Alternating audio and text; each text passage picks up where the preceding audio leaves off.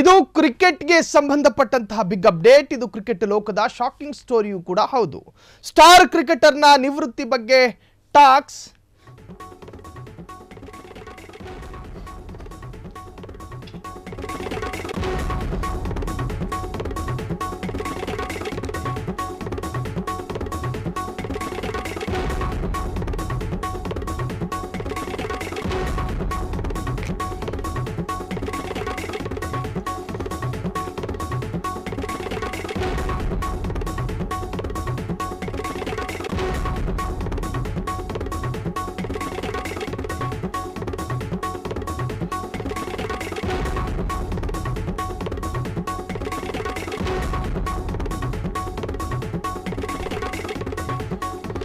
ಇದು ಕ್ರಿಕೆಟ್ಗೆ ಸಂಬಂಧಪಟ್ಟಂತಹ ಸ್ಟೋರಿ, ಜೊತೆಗೆ ಕ್ರಿಕೆಟ್ ಲೋಕದ ಶಾಕಿಂಗ್ ಸ್ಟೋರಿಯೂ ಕೂಡ ಹೌದು. ಸ್ಟಾರ್ ಕ್ರಿಕೆಟರ್ನ ನಿವೃತ್ತಿಯ ಬಗ್ಗೆ ಈಗ ಮಾತುಗಳು ಅಥವಾ ಚರ್ಚೆಗಳು ಶುರುವಾಗಿದೆ.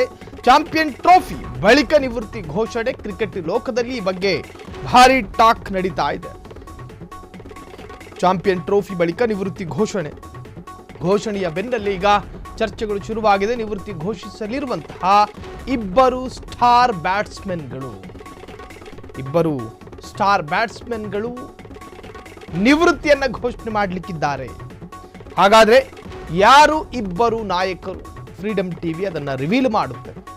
ಎರಡು ಸ್ಟಾರ್ ಕ್ರಿಕೆಟಿಗರು, ಇಬ್ಬರೂ ಕೂಡ ಖ್ಯಾತಿ ಆಟಗಾರ.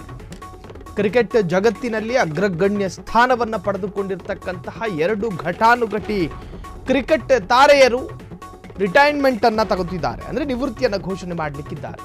ಹಾಗಾದ್ರೆ ಯಾರು ಆ ಎರಡು ಸ್ಟಾರ್ ಕ್ರಿಕೆಟಿಗರು? ಕ್ರಿಕೆಟ್ ಲೋಕದಲ್ಲಿ ಮಿಂಚಿತ್ತಂತಹ ಇಬ್ಬರು ಸ್ಟಾರ್ ಕ್ರಿಕೆಟರ್ಸ್ ಈಗ ನಿವೃತ್ತಿಯನ್ನ ಪಡೀತಾರಂತೆ. ಹಾಗಾದ್ರೆ ಯಾರು ಆ ಎರಡು ಸ್ಟಾರ್ ಕ್ರಿಕೆಟರ್ಸ್?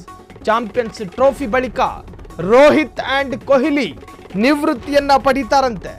ಈಗಾಗಲೇ ಚಾಂಪಿಯನ್ಸ್ ಟ್ರೋಫಿ ಮುಡಿಗೇರಿಸಿಕೊಂಡ ಭಾರತ,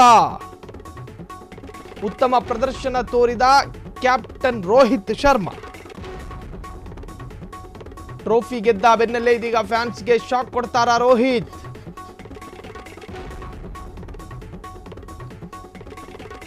ಬಿಸಿಸಿಐ ಜೊತೆ ಮಾತನಾಡಿ ಏಕದಿನ ಪಂದ್ಯಗಳಿಗೆ ನಿವೃತ್ತಿಯನ್ನ ಘೋಷಣೆ ಮಾಡಲಿಕ್ಕಿದ್ದಾರ. ಹಾಗಾದ್ರೆ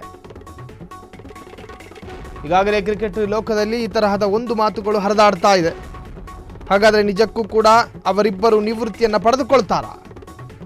ಕ್ರಿಕೆಟ್ ಲೋಕದಲ್ಲಿ ಹಲವು ಸಾಧನೆ ಮಾಡಿರತಕ್ಕಂತಹ ಎರಡು ನಾಯಕರು, ಕ್ರಿಕೆಟ್ ಲೋಕದಲ್ಲಿ ಸ್ಥಾನವನ್ನು ಪಡೆದುಕೊಂಡ ಜೊತೆಗೆ ಇಬ್ಬರೂ ಕೂಡ ಹೆಸರನ್ನು ಪಡೆದುಕೊಂಡಿದ್ದಾರೆ.